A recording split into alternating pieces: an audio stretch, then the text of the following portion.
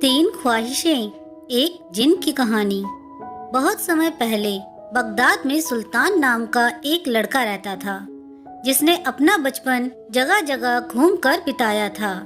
उसके माता पिता बचपन में ही गुजर गए थे और उसे अपने जीवन को आगे बढ़ाने के लिए बहुत संघर्ष करना पड़ा।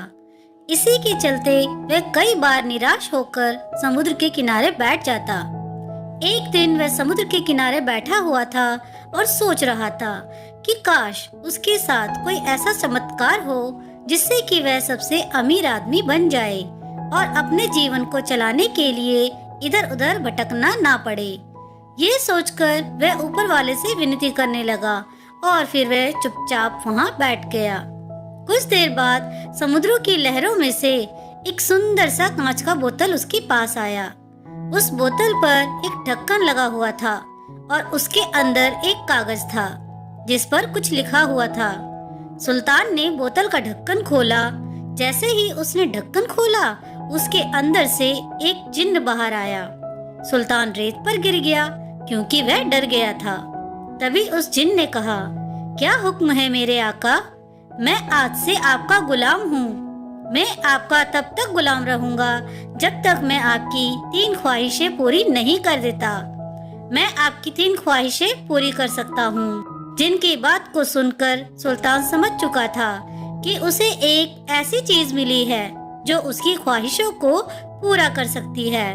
उसने जिन्न से कहा, अच्छा, तुम मेरी ख्वाहिशों को पूरा कर सकते हो? जी हाँ, लेकिन मैं आपकी सिर्फ 3 ख्वाहिशें पूरी कर सकता हूँ। सुल्तान ने अपने पहला ख्वाहिश मांगा। अच्छा, तो मैं सबसे पहले ये चाहता हूँ कि तुम मेरे लिए ऐसा घर बनाओ जो दुनिया में सबसे बेहतरीन हो, जिसे देखकर हर एक इंसान की आंखें फटी की फटी रह जाए। इसके बाद वह जिन्न गोल गोल घूमने लगा। देखने में ऐसा लग रहा था कि कोई बवंडर आ गया हो और वह सुल्तान को लेकर दूसरी जगह पहुँच गया। रुककर जिन्न ने सुल्तान से पूछा, क्या ये जगह आपके घर के लिए सही है? जिन्न सुल्तान को ऐसी जगह ले गया जो उसके घर के लिए बहुत ही बेहतरीन थी। उस जगह को देखकर सुल्तान ने जिन्न से कहा, ये जगह बहुत ही अच्छी है, तुम यहाँ मेरा घर बना सकते हो। सुल्तान के ऐसा कहते ही उस जगह पर जबरदस्त बिजली कड़कने लगी और देखते ही देखते वहाँ एक घर बनने लगा।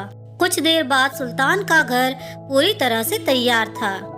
ऐसा हो जाने के बाद जिन्न ने सुल्तान से कहा, मेरे आका, आपकी एक ख्वाहिश पूरी हो चुकी है। अब बस आपके पास 2 ख्वाहिशें बाकी है। आप चाहें तो अभी तुरंत उन ख्वाहिशों को मांग सकते हैं। नहीं नहीं, अभी नहीं, मैं तुमसे बाद में सोचकर कोई ख्वाहिशें मांग लूंगा। अब सुल्तान के पास अपना महल था जिसमें वह बड़े आराम से रहने लगा। अब उसके पास नौकर चाकर और खाना बनाने के लिए बेहतरीन रसोइया भी थे। अब सुल्तान सोचने लगा कि उसे दूसरी ख्वाहिश क्या मांगनी चाहिए। ये सोचकर वह बाजार की ओर चला गया। बाजार में उसने कुछ ऐसे बच्चों को देखा जो भूखे थे और दूसरों से खाना मांग रहे थे। उन बच्चों को देखकर सुल्तान को अपनी बात याद आ गई। एक समय गरीबी में उसे भी इसी तरह रहना पड़ा था, इसलिए वह उनको देखकर उदास हो गया।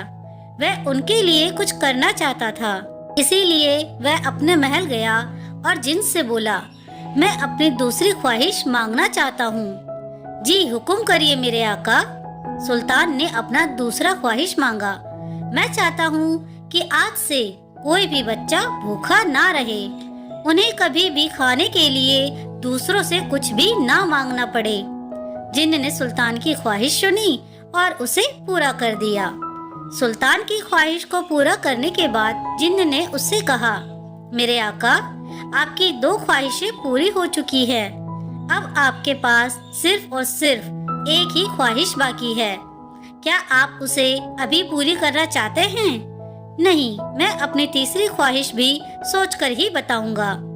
अब सुल्तान खुश था कि उसके पास अपना खुद का महल था और बच्चों को अब से भूखा नहीं रहना पड़ता था। कुछ दिनों बाद सुल्तान को इस बात का याद आया कि उसकी तीसरी ख्वाहिश बाकी है, लेकिन ये भी सोच रहा था कि अगर वह तीसरी ख्वाहिश मांग लेता है तो उसके बाद क्या होगा। क्या वह जिन चला जाएगा या इसके अलावा कुछ और भी होगा।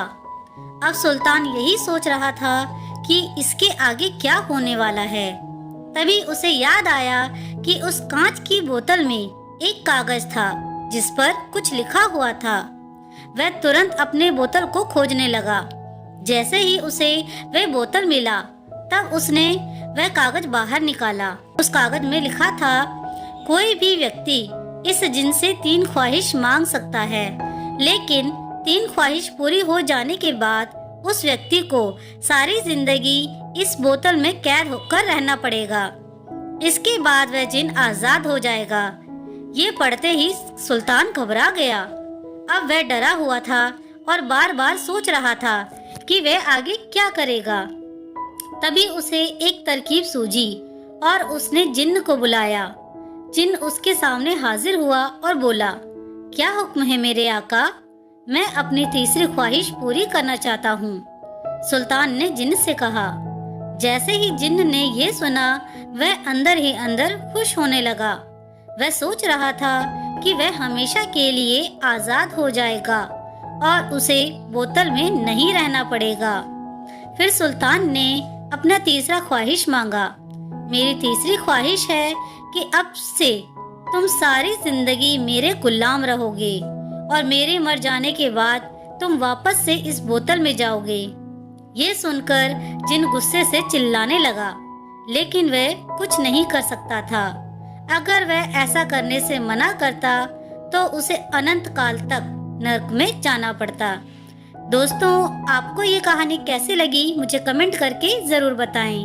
कहानी अच्छी लगी हो तो प्लीज इसे लाइक, शेयर और मेरे चैनल को सब्सक्राइब करना ना भूलें। कहानी सुनने के लिए आप सभी का बहुत बहुत धन्यवाद।